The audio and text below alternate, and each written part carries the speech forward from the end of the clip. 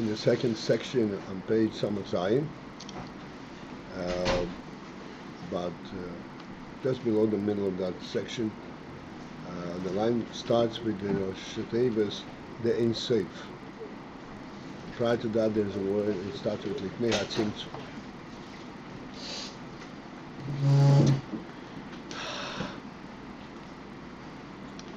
So we started to talk about a different aspect and the principle that, how can I have a knuckle?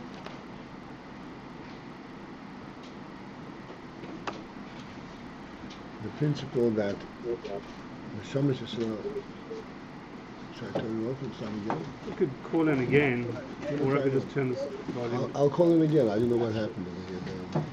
You get an echo over here.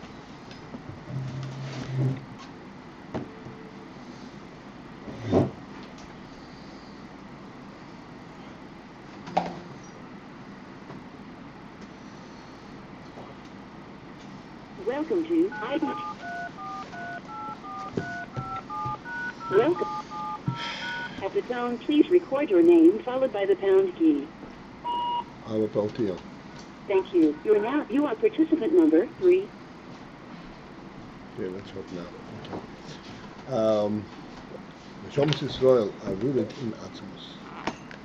And that is the basis, this is the reason that they were chosen, selected among all the nations.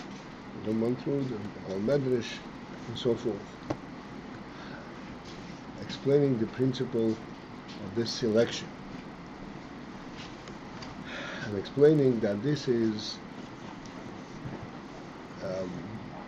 identified by Atzmos itself, not the way Atzmos is reflected in Gilui and in the world and so forth, but the Atzmos as it is unto itself. And this is what he explains. HaKadosh Baruch Hu b'chveidei u'bi'atzmo. Chveidei u'bi'atzmo refers to chveidei is machod ein sof before the tzimtzum.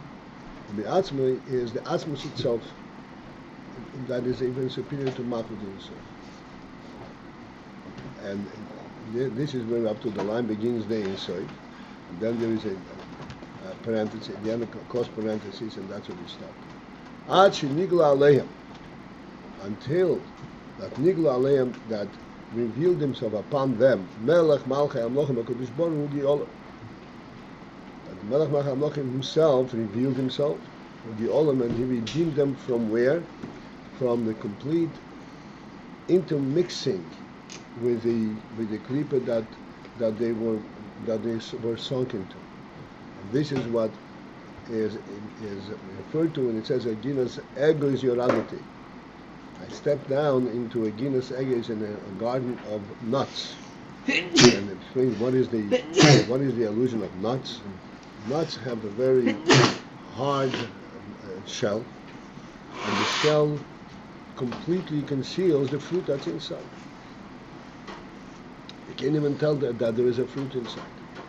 This is the shell is the klipa that completely embraces and contains within it the fruit, and to get the fruit out, you have to actually crack open the shell. You can't just peel it. You have to crack open the shell. And this is the meaning that Nigal Amel HaKadosh Baruch Hu Giolam b'makas b'chayus. V'chein hoyu b'chol ha'otzes v'ma'ivsim Mitzrayim. This was similarly the phenomenon of all the oases of Mevsim, all the miracles that took place in Mitzrayim.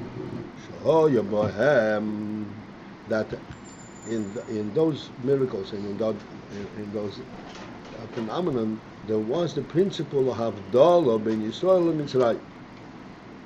There was the identification and the separation between Yisrael and Mitzrayim, because Yisrael were completely mixed in and embraced by the Klippas Mitzrayim. K'mei shekosu, and the Pasuk says, "V'niflei shebayimahu eseres Geshem," and I will separately the places of Pella. And it's Gation, the land Gation, where the Eden were stationed. The Sam to produce by another Maki, it says Sam to produce, and that will establish a distinction, a separation between my nation and yours. The Hifleisi B'Mikna Yisrael, and it goes all the way to the Mikna Yisrael, when there was the plague on the border,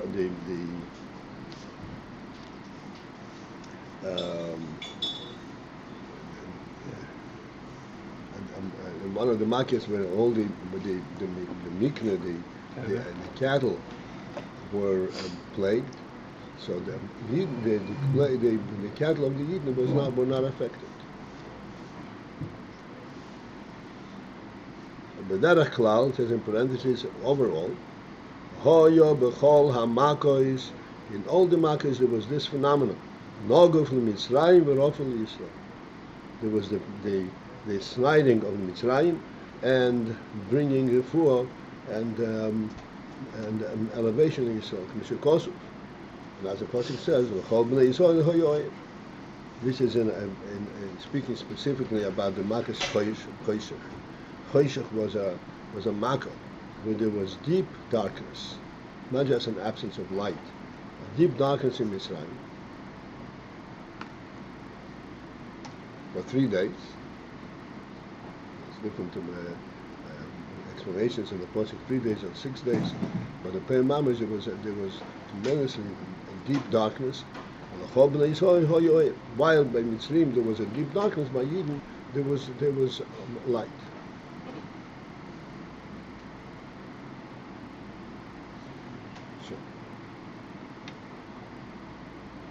So this distinction, identification of the Yid,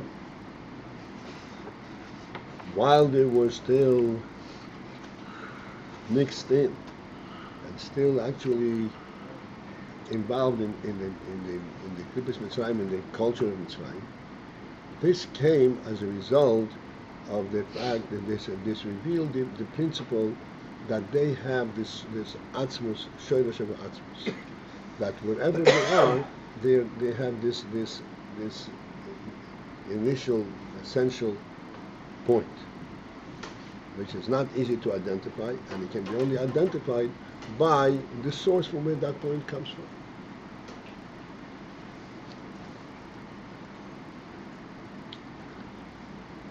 Which I said, kvedo v'yatzmo.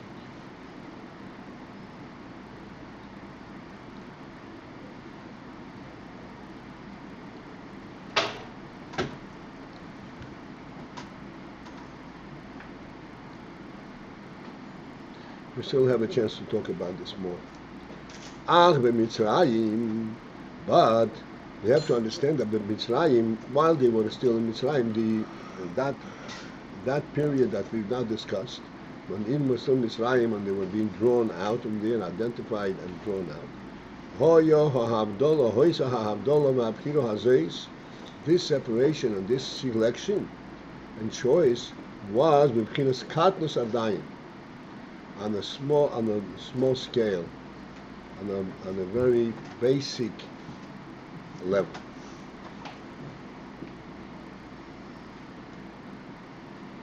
Just identifying one thing from the other. Then subsequent to the Matan Torah, at the point of Matan Torah, when Torah was given, Hoy so habechira b'chinas gadlus. Then the bechira was in what's called b'chinas gadlus, in a great manner or a superior manner. In human terms, in a mature manner. The fact that Yisrael was selected Davka exclusively, to give to them the Torah,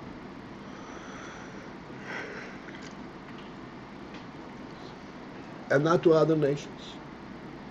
This giving to them the Torah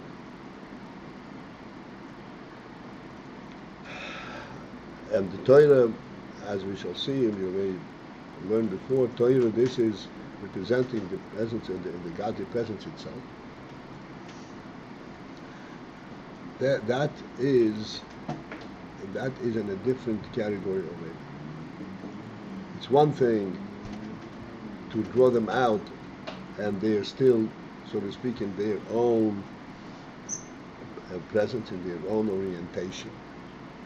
Whereas when they're taking out, when they give him the Torah, then the whole orientation, the whole definition of their existence is redefined. They're no longer really even in the world, in a sense.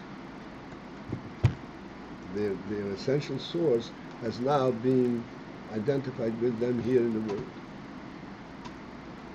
This is the Bechinas Gadlus.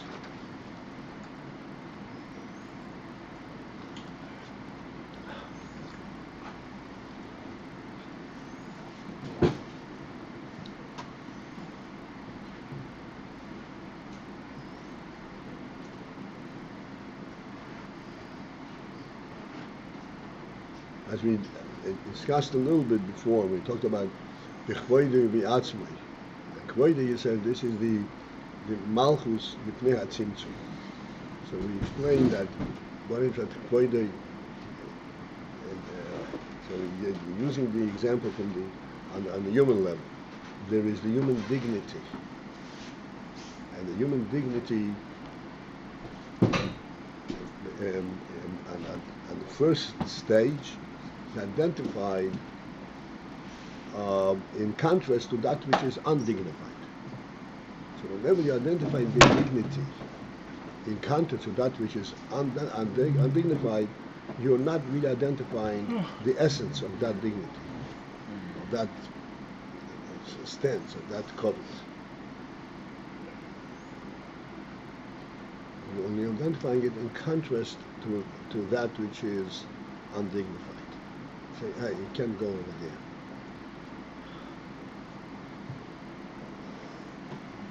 But to identify it independently, to learn independently means that you are defining,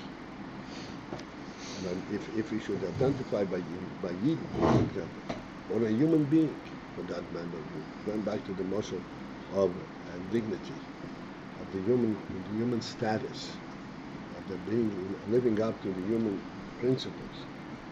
It means that wherever, no matter where he is under what circumstances, he automatically maintains a human state and purity, and doesn't get involved in that which is inappropriate,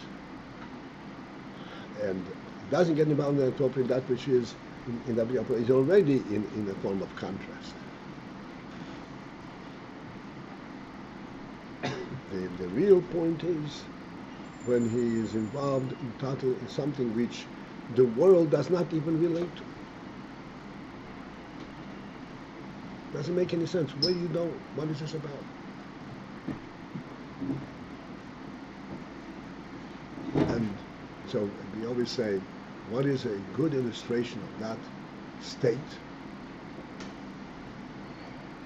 Even essential mess. From essential mess, there is no way, from a worldly perspective, to understand what are you doing.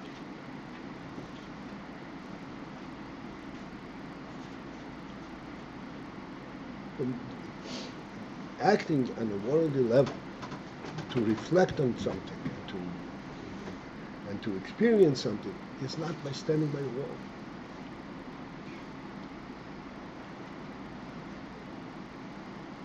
This standing by the wall is stepping out completely of worldly parameters and identifying exclusively with the godly, with the true, with the godly presence, and standing in front of it. This is the stance of Shemoneh Esrei. As an example of where there is the union of going to the Oir not in contrast to Choshech, but to oil itself. And this is what he says. There was a Bechira B'chinas Gadlus. Initially, there was a Bechira B'chinas Gadlus, in distinction from Mitzrayim. In distinction from Mitzrayim, yet that also is definitely a Bechira. Nevertheless, that Bechira is called Katmus, because you don't identify with this directly, you have to identify it by contrast. Nogel from Mitzrayim Rofel Yisrael.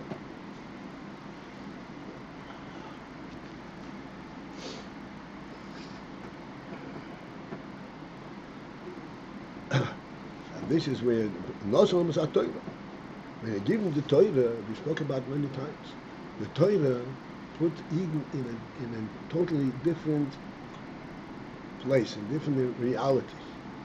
Torah gave Eden rules, mitzvahs, how they should act and how they should think and how they should. And it has nothing to do with world. In other words, it is the world does not really understand it, does not really agree with it. And it is completely superimposed and says, no, this is how you're going, this is how it should be. There is not a worldly test for it, does it make sense? This is no Samach HaTorah, elevating him completely out of the worldly grips and parameters. And this is where you saw that the Bechira B'chinas Gadlus, where they are identified directly with godliness. They don't belong in the world to begin with. There's no admixture. Okay, we'll go into Francis Vagam Shehir Al Koluma Veloshoy. Although that actually we say that the Rebbe had gone around with the Torah to all nations. Therefore, that seems to be putting a damper to what he said. He chose Eden to give him the Torah. No, he didn't necessarily choose Eden. He tried other nations. The other nation refused it. However, you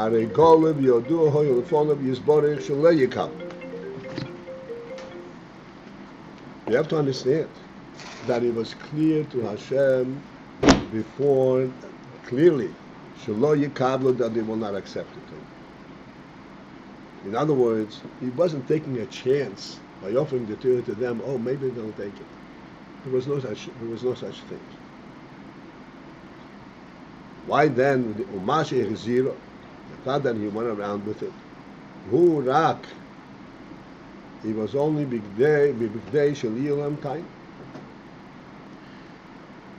so that they would not have a time, they would not have a complaint. He gave the Eden the Torah, and as a result of that, the Eden were elevated, and we were not elevated, we were left behind because the Torah was not given to us. So that's why David said, offered it them. So this was just to shut up the time. But this is again only on the katnas level. Kavanah pnim is bozer, but the deeper intent meaning of this zero lahem, that he went around with the Torah to all the nations. Who bikdei sheyuchlu lihizbare, so that ultimately the other nations should be able to be refined by the Eden, because ultimately the Eden have the task and the obligation and the directive that they have to actually be mevarer all the nations. Mevarer all the nations, Yuchali Yizbarer, means that they too would recognize a godly presence in the world that would separate them from the Klip. Yuchlu his body, so that's why he offered the Torah to them. The Amalek is saying, hey, you have a shaychus of this too. Not directly, but indirectly.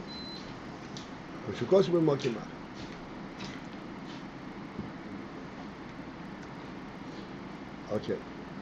So then, going back to the initial thing, that then they would even the chosen b'chinas gadlus.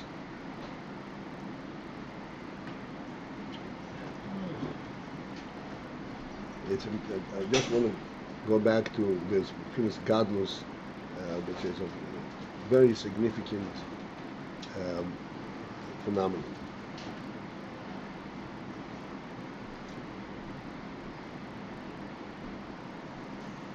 We have, and we always say, you teach a child, he has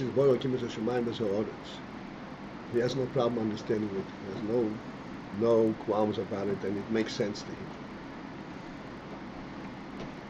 And this is also true regarding all the things that children absorb very quickly, and they feel totally at home with it.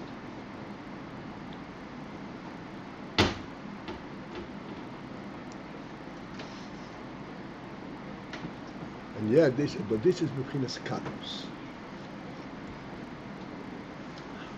Illustrate the katnus element of this.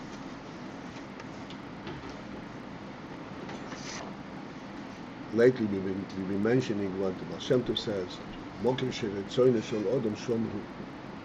Where the person wants to be, this is where he is automatically. Mokim sheretzoyne shom hu.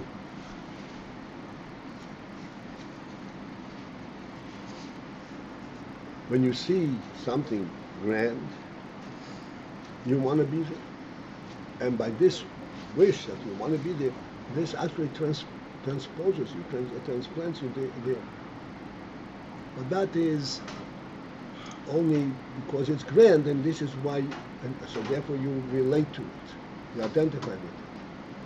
But then when it comes to a point where you have to go through a whole distance to get there, then you get all disappointed. What do I need this for? Sorry, what? That just means the last thing that you said.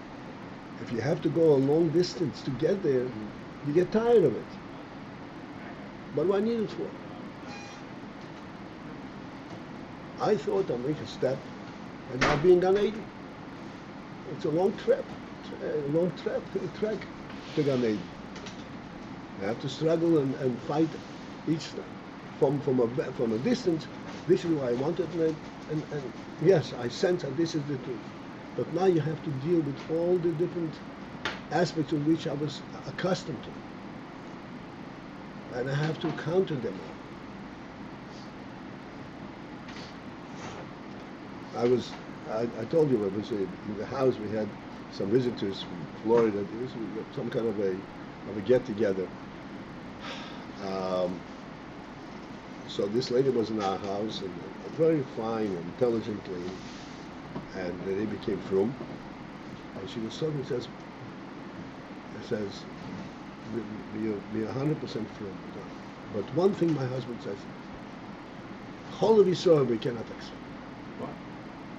Chol of Yisrael we cannot accept. Oh, okay. Chol of Yisrael what? We cannot accept. My husband said, I can't go for Chol. Why? I can't be without my ice cream.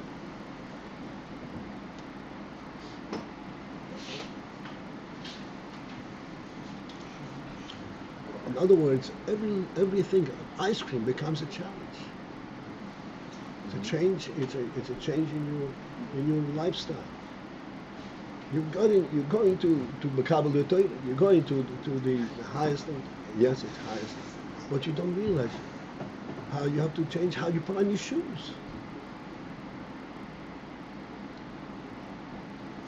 When you come into those things, says, leave me alone. Just let me put on my shoes the way I'm used to.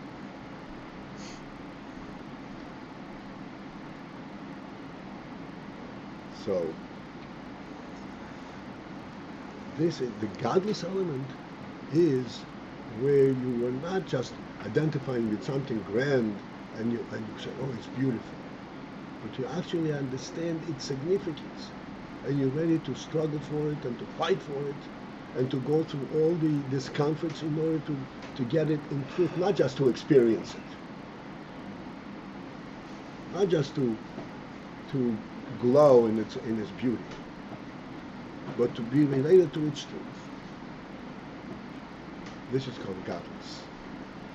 The Torah is a complete thing. The Torah says, yes, you're going to be with the neighbors, but not nigla, not being a heavenly cloud over you. You're not going to have a big fire guiding you. You're going to sit there and you're going to labor.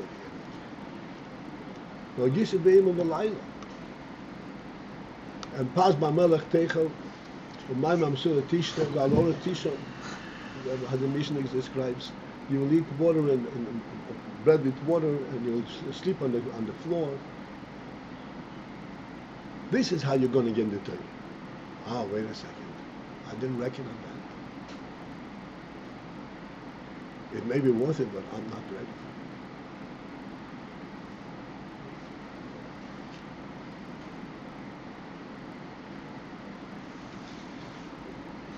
That's what the Bechiras Kadmos. In simple terms, the difference between an amateur and a mature person. Mature, like mature.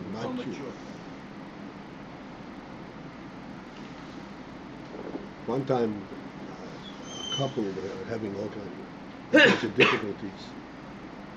A couple earlier, whatever, and they were writing to the Rebbe all the time. And he said this, she said that. So the Rebbe one time answered him, Asker al Hatzein, remember the words, Asker al Hatzein, sheyiu shneim mature yesud. Mature in the Yesud, mature in the Oh, sure. Mature Yesud. More mature.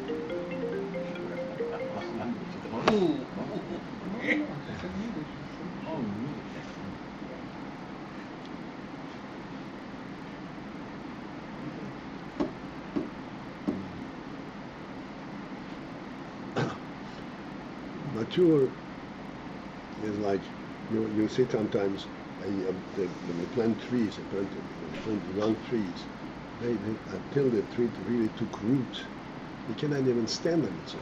You put up two poles on the side and tie it around and hold it, and then it takes root, and then after it takes root, and the roots really dig into the ground and it thickens a little bit, then they take off the poles and the tree now can stand on its own. What happens when it stands on its own? The wind can come and blow it in all kinds of shades, and they stand, and it stands.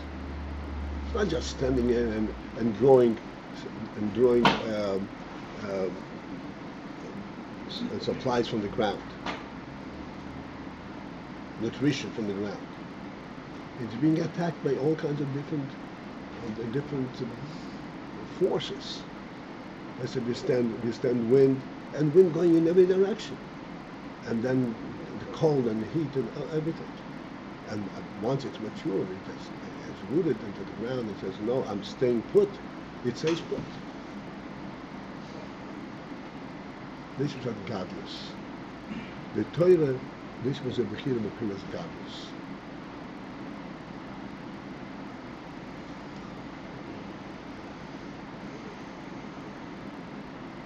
And as we know, the first test of that godless didn't have to wait very long.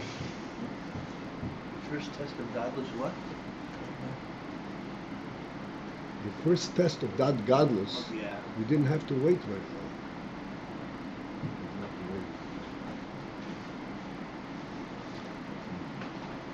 Right?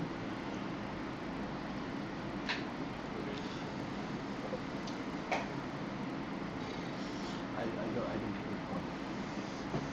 The first test of From Adam Bafava? God was, You didn't have to wait for it? didn't have to wait The for. test for the godless. That's the first. It comes right away. Chet ha'egel, the chet ha'egel. Oh, you're talking about a specific thing. There was the godless test was an ongoing basis, ongoing thing, and all the tests that we're still going through is to get to that. Okay. But each time it becomes strengthened, becomes deepened, and becomes, as I said, more mature. We have kashas on Mebishim, but apparently to a point where we don't have any more kashas. Not because it fits into our world, but because we are in a different reality, a different world. Now the Gemara says, Kol madyo rachmon al tavo. Everything that the Rebbe does is the tavo, whether I understand it or not, is immaterial.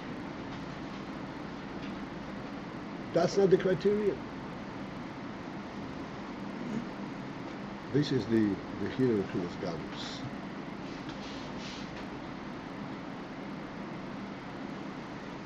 And with this, we are going to interrupt.